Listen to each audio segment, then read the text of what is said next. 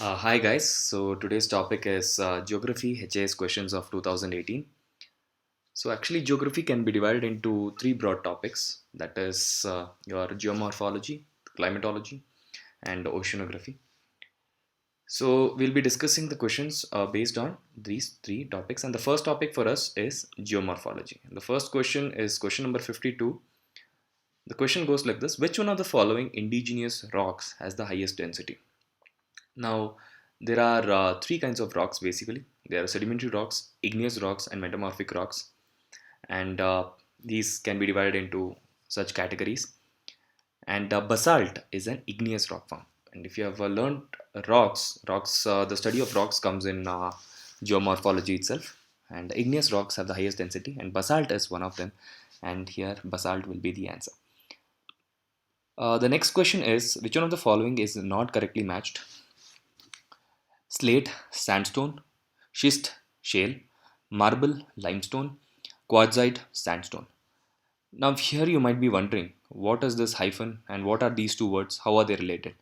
Okay, so for people who have read it, it'll be easy. For you, if you have not read it, it'll be a little bit difficult. Uh, so I'll tell you what the question here means. Now, the first rock over here, that is slate, is your metamorphic rock, and the second is your sedimentary. Second is your rocks. It's a sedimentary or igneous rock. So this is the final rock, and this is the rock from which it was formed. Okay, so they are asking the relation, like which is not related to each other. Now let's go to the geography material that we have over here. Now, as you can see in the material over here, that these are the igneous and sedimentary rocks, and these are metamorphic rock. The metamorphic rocks are caused due to when you apply heat and pressure to the igneous or sedimentary rocks. In a way, if you apply heat and pressure or pressure to granite, it becomes nice. If you apply this pressure to clay or shale, it becomes schist. In the same way, you have all these rocks, they are either igneous or sedimentary, and they will turn into a metamorphized rock. Metamorphosis itself means that it's a change in form. It's a change in form. So let's go back to the question. Let's see which one are properly marked. Let's go to schist and shale. If you can see over here, schist is the metamorphic rock. Schist is the metamorphic rock. Let's see in the table given below. Schist over here, schist is the metamorphic rock, and it is formed from shale. Let's see if it is given correctly. Schist, yes, it is formed from shale. Okay, that is correctly matched. Now let's go to the let's go to the second, this third option: marble from limestone. Marble is formed from limestone. Is marble formed from limestone? Yes, marble is a metamorphic rock, and it is formed from a sedimentary rock, which is limestone, through heat. So that is also correctly marked. Then you have the next option is quartzite. Quartzite, they're saying, is formed from sandstone. Let's verify if quartzite is formed from sandstone. Where is quartzite? Yes, quartzite is here, and it is indeed formed from sandstone due to heat. So that is also verified. Now, the wrong option. Let's verify the wrong option. Slate. Slate. Let's see from where slate is formed. Let's locate slate. Yes, slate over here. Yes, slate is formed from clay or shale. In the same, if clay or shale is subjected to pressure, you will get schist, and if clay or shale is subjected to heat, you will be getting slate. So here, here sandstone is becoming slate. Sandstone is becoming slate, which is wrong. Sandstone will become what? Sandstone will become sandstone will become quartzite with heat. Okay, it's pretty simple actually. It's pretty simple because already, if you can guess over here, there is sandstone forming quartzite, and there is sandstone forming slate. Now it is highly improbable that the same thing will form a different metamorphic rock. So sandstone is only going to form quartzite but not slate. In fact, shale will form slate and not sandstone. So your answer is A, slate. So going to the next question, 54. Which one of the following planets has the shortest day? So now this is a factual question. If you refer any GK book, you will get the answer. And the answer is Earth compared to all these Mars, Mercury, Venus. Next question is that the term outwash plain is associated with. This is also a question from geomorphology. We have been talking about geomorphology. What does geomorphology actually mean? Now, geomorphology means the study of the Earth's interiors. Okay, so geomorphology is the study of interiors. Then, what does climatology mean? Climatology means the study of atmosphere. What is happening outside the Earth in the atmosphere. That's climatology. Your climate, how the climate is changing. Now, what is oceanography? Oceanography is study of the ocean. So you basically study the interior of the Earth. That is the lithosphere. Then the climatology, that is the atmosphere, and then in oceanography you will study the hydrosphere. So that's why in most of the books you'll find it as the lithosphere, hydrosphere, and the atmosphere. Okay, or you can also study it as geomorphology, oceanography, and climatology.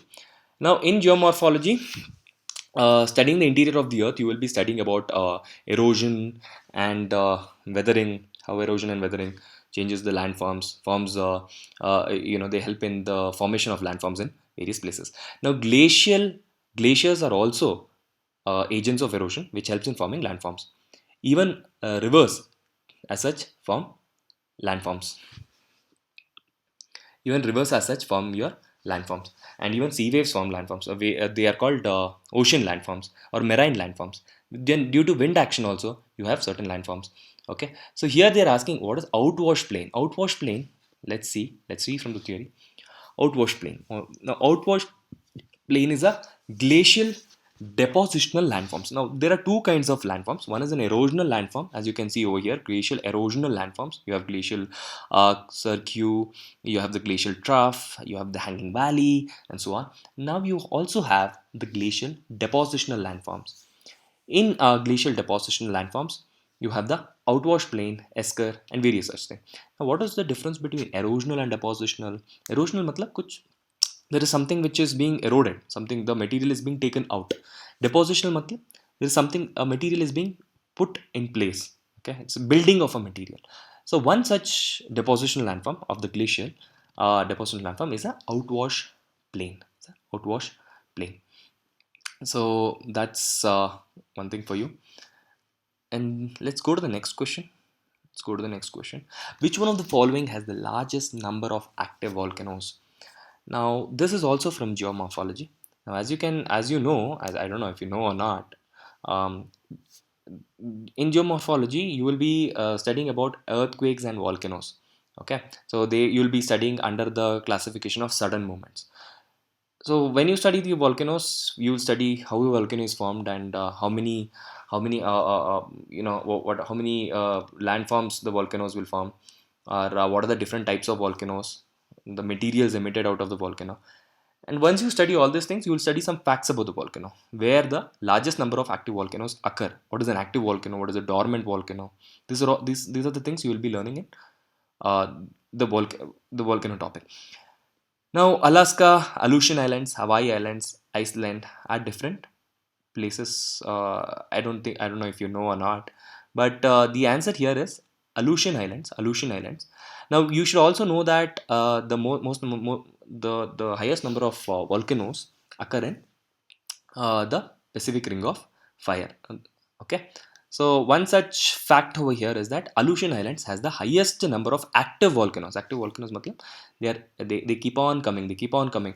They dormant volcano in the sense that they have already erupted and they are sleeping for a while. And extinct volcanoes that they have erupted in the past and they no longer are going to erupt. Okay, so one question for you is where is the active volcano located in India? So that's the question. Please answer in the comments. Okay, so let's see the theory over here. As you can see, the belts of highest concentrations are Aleutian, Kurile Islands, Arc, Melanesia, and New Zealand Tonga Belt. Now, this is where your highest volcanoes occur, highest number of active volcanoes occur. Okay, let's go to the next question. The concept of normal cycle of erosion was given by, again, we see a factual question. Now, these are some facts you have to mug up, ratify. Otherwise, there is no concept in this thing. So the answer is Davis, WM. Next question is the term RIA stands for. Now again, this is from geomorphology, and you will be learning it in the erosional and depositional and weathering, that subtopic. Okay, erosion and weathering subtopic. So this will be, there are two types of coastlines actually. One is an emergent coastline and one is a submergent coastline, where the coastline ऊपर उठ जाता है, जहाँ पे you will have an appearance of coastline where there wasn't a coastline before. It's called an emergent coastline, and a coastline where a coastline which gets submerged, where already a coastline was there, and or already some material was there outside and it gets submerged with water. It's called as the coastline of submergence. And ria as such is a coastline of submergence. A submerged coast is produced either by subsidence of land or by a rise in sea level. जो sea level की वजह से sea जब ऊपर उड़ जाता है, you will see a coastline of submergence. Coastline क्या होता है? जो इन कोस्ट के पास, मतलब it's near to the ocean where the rivers go and form deltas. Okay, that is the coastline. Now you can see different types of coastlines of the submergent nature, where there is the Jord, there's the Dalmatian, etc. Okay, so this is the theory. And let's go to the next question on geomorphology. That is, the term deflation is associated with. Let's see. Okay, so I already told you that erosion, there are different agents of erosion. One is glaciers, the other is running water, then there is sea waves, then there's wind action. Now you have to identify here कि deflation कौन कर रहा है, deflation कौन कर रहा है. Okay, so if you have heard of, if you have seen wind eroded landforms, you would know about deflation, where the hillside is completely deflated and small rocks start appearing. Okay, so that's called deflation. Now that's also an wind eroded arid landform का एक characteristic है, deflation. Now the wind or the aeolian erosion takes place in the following ways: is a deflation, abrasion and attrition. Deflation is the removing and lifting and carrying away dry unsorted dust particles by wind. It causes depression known as blowouts. Okay, then there is abrasion, then there is attrition also.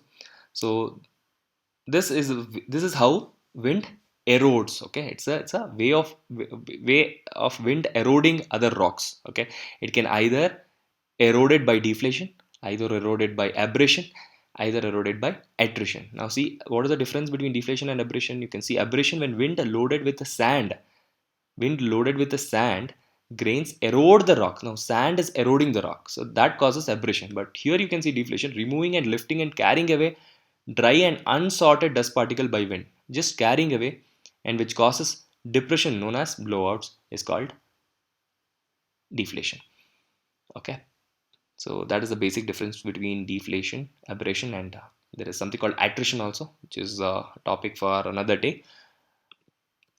Now, since we finished geomorphology, let's move on to another topic. It's called climatology. As I already told you, climatology is something, it's a study of atmosphere, it's a study of climate. Okay, climate कैसे change होता है, या फिर a certain place has a certain climate. Okay, and that climate is changing is called a climate change, which is a topic for environment and ecology.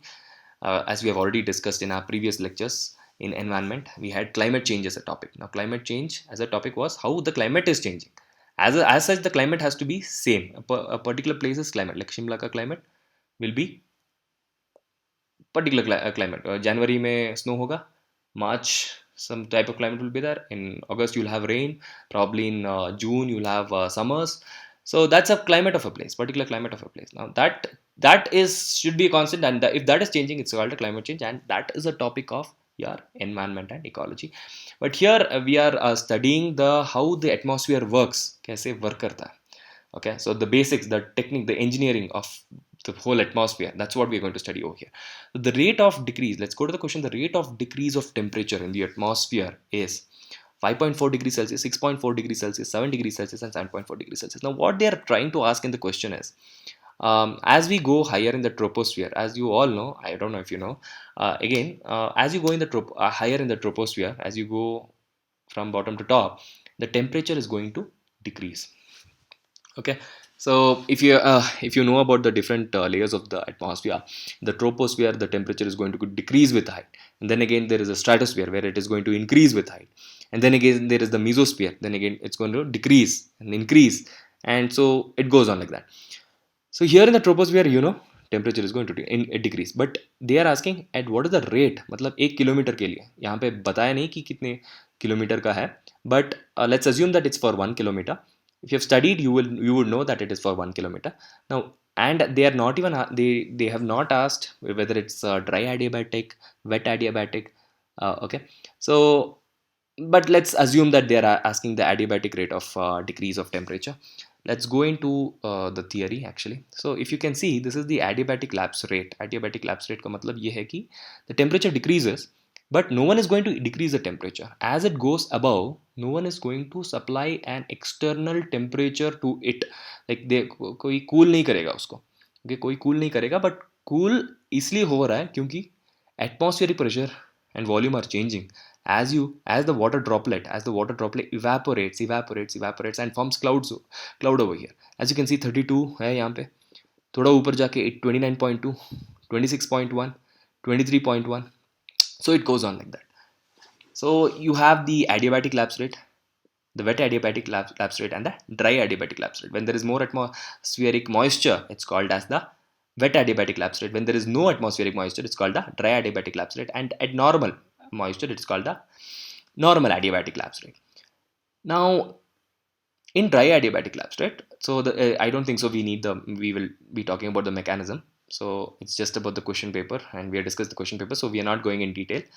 But if you want, let's just go into the detail.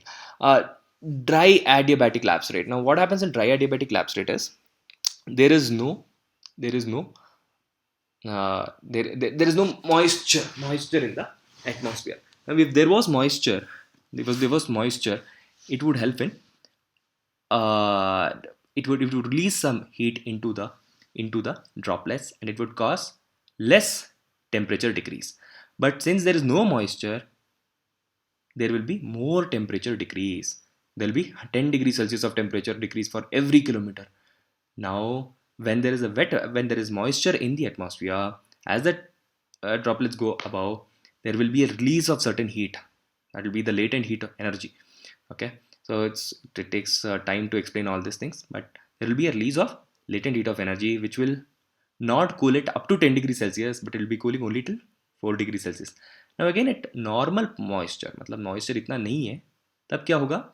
There will be a further decrease in temperature, that is 6.5 degrees Celsius. So more the moisture, lesser the degrees of temperature. Lesser the moisture, more the degrees of temperature. When average में इन दोनों का average होगा, okay, 4 और 10 का average, that is about 6.5 degrees Celsius for every kilometer, or 1 degree Celsius for 165 meters. So you can either measure it in degrees Celsius or Kelvin, the degree of hotness or coldness. So here they are measuring it in degree Celsius. Okay, remember this point, 1 degree Celsius for every 165 meters. Now if you multiply this 165 meters and make it 1000 meters, obviously this will become 6.5. Now 165 into 6.5 is 1 kilometer. It's 1 degree Celsius into 6.5 is 6.5 degree Celsius. Now this adiabatic lapse rate is called the environmental lapse rate. And as you can see in the question here, the rate of decrease of temperature in the troposphere they are asking, and they are asking your environmental lapse rate. Actually, they are asking your environmental lapse rate, which is what? Which is 6.4 degree, which is the closest actually. So 6.5 के closest क्या है? 6.4 degree Celsius. Now let's go to the next question. Next question is that the term Operation Flood is associated with. Now this is a question from Indian geography. Now we dealt with 3 topics of physical geography, that was your climatology, geomorphology, and oceanography. Now other than this, geography also consists of Indian geography. This I consider a topic from Indian geography, and they are asking the term Operation Flood is associated with. Now there is the Green Revolution, Blue Revolution, Golden Revolution, White Revolution, Yellow Revolution. Now, if you have read certain basic books of geography, NCERT, आपको पता होगा कि Operation Flood was associated with White Revolution, that is milk. Okay, revolution of milk. I think you might know the Gujarat Amul story, which took place in Anand. Okay, and there was a rapid increase. There was a huge increase in the production of milk. Okay, so that is one question which I think you can do pretty easily if you have read the basic books. The next question is oil refinery at Bathinda is being established by. Now, this is a factual question. I don't say it's a difficult question, but it is a question which is difficult to remember. मतलब इसमें application level का कुछ भी नहीं है. Okay, you have to just by heart this, and you have to know that which oil refinery, the oil refinery at which place is established by which of the corporation limiteds. Uh, Now these are some of the uh, companies that have been given over here: BPCL, HPCL, CRL, okay, Hindustan Petroleum, Indian Oil Corporation, etc. So this is let's see. This is a table. This is a table. As you can see over here, there's a table given about the Indian refineries. Now, okay. So as you can see in Guwahati, uh, whether there is a refinery, yeah, there is in Mathura you have the Indian Oil Corporation Limited का एक company है.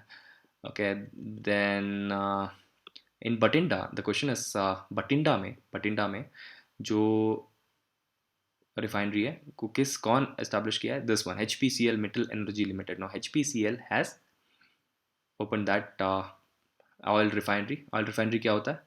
जो petroleum को refine करता है. Okay, so this is a refinery which is being set up over here in Bathinda, and it has been set up by HPCL. Let's move on to the next question. This is a factual question. Even it's very difficult for me to by heart all these facts. It was if it was an understandable or a theoretical question, it would have been much easier to answer. Okay, so but such questions are very few in number. Okay, let's go to the next question, that is 65. Which one of the following is the largest industry in India? Now this again is actually a factual question. Okay, this is from the this is a topic of economic geography. Actually, the previous one is also, I forgot to mention here, it is from economic geography, and it is a part of your Indian geography. It is a part of your Indian geography. It consists of manufacturing industries where you find certain mineral resources, okay, and refineries in India. So economic geography का मतलब ये है कि geography से you have to study about the things which actually give you some money, some monetary value. Like refinery से पैसा आता है, textile से, manufacturing से, coal, mineral resources, इनसे पैसा आता है. So it has some monetary value which you can earn by export, import, manufacturing, etc. So that's why it's studied under the topic of economic geography. Let's go ahead and see this question. Yeah, which of the following is largest industry in India? Now this is again is a very factual question. Cement, iron and steel, petroleum and textile. Apparently textile is the largest industry in India. It is a little bit counterintuitive. So if you if you're guessing such questions, there is a high chance that you might go wrong. Okay, some might pick iron and steel industry because it's in news, and it's used in a lot of places. Most of us would not go for guess textile, so it is an anti guesswork question. Okay, so let's see another question. Tata Iron and Steel Company at Jamshedpur was established in, again it's a question from economic geography, and in economic geography it is about iron and steel industry. There is, I told you, there is textile industry, there is iron and steel industry. In textile itself there is cotton textile, jute textile, etc. This is one such question from manufacturing industry. Tata Iron and Steel at Jamshedpur was established in 1914, 12, 10, 8. So these dates are very close to each other, and I would say that this is a difficult question actually. So the answer is given in certain books. Okay, so this is taken from the book D.R. Kuller. As you can see over here, the real beginning of modern iron and steel industry was made in 1907, only when Tata Iron and Steel Company, that is TISCO, was set up at Jamshedpur. So here the date is given as 1907, and the nearest date over here is 1908. So answer is D, 66, D, 1908. Okay. Now again another question, similar question. The town of Rishira is known for the industry of. Okay. So again a factual question. The town of Rishira whether it's cotton textile, jute textile, silk textile, woolen textile. Now again, I told you textile industry has certain divisions, that is cotton, jute, silk, and woolen. And here in DR Kular, as you can see, the different states with their manufacturing places have been given. In West Bengal, as you can see, there is Agarpara, Rishira, Sirampara, Shibpur, Shamnagar, etc. So our answer is Rishira. Okay, so I would say that it's quite difficult question. So these are the classification of jute industries actually. Okay, so as you can see, West Bengal has the largest concentration of jute industry in India.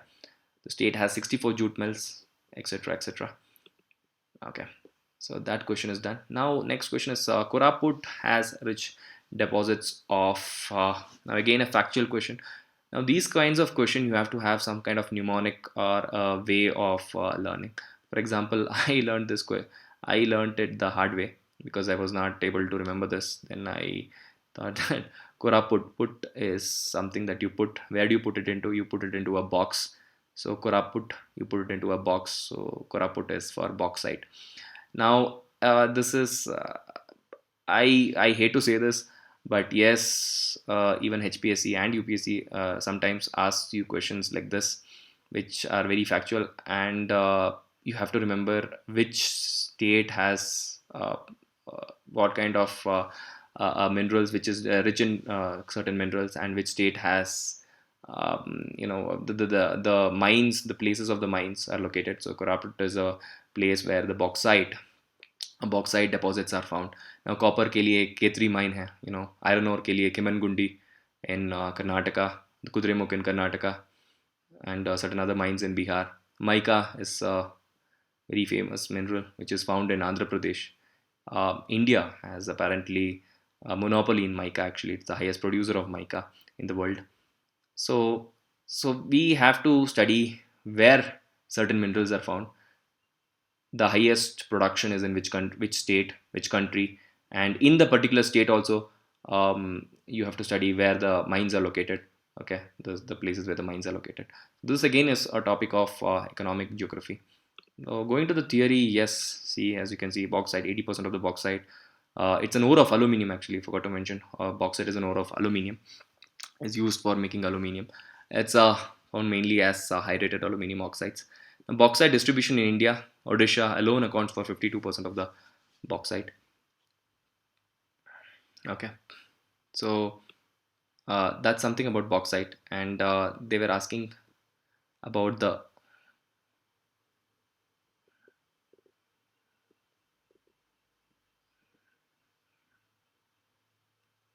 Koraput. As you can see over here in the map, there is Koraput here. So that is a place where bauxite mine is present. A lot of places there is Daltonganj, Ranchi, Gumla, Sundargarh, etc. And there is Salem, Nilgiris, Madurai. So these are some of the bauxite places. Now, what you have to remember how to study this thing. Yeah, I mean it's yeah, since for each mineral you have to. There are so many places to um, mug up and by heart. So you have to study it by state wise. That is Chhattisgarh में कौन सा places है. And most of the time the places are common for iron and coal and other minerals. So once you study, once you know the places, then it's easier for you to study about the minerals found in those places. So that's it for today. We have discussed the geography questions of HAS 2018. So I hope this lecture was of some use to you, and I hope you got some insights into what kind of questions are asked from geography. I think you would have seen about 10 questions which are directly asked from geography, out of which about I think more than 10. One, as you can see, one, two, there's three, there's one more, four, five, six, seven, 8, 9, 10, 11, 12, 13, 14. Oh my god, I didn't see this. There is 15 questions from geography, and out of this, about 10 or I think at least 8 or 9 of them could be directly answered with practical and theoretical knowledge. And other than that, there were some factual questions also. Six of them were factual questions where you don't require any understanding and you have to just by heart. Okay, that was about Koraput and some industries. That is about economic geography. So this topic carries about let's see how many marks this topic carries. Economic geography, one, two, two, three, four, five. There are five questions from economic geography. So yeah, I don't think so you can miss this topic for HPSC. Anyways, thank you. I hope this lecture was of some use. For let's see, I think environment and geography has already been finished, and next we will take up some other topic like polity or something. But I hope this gives you some insights, and thank you.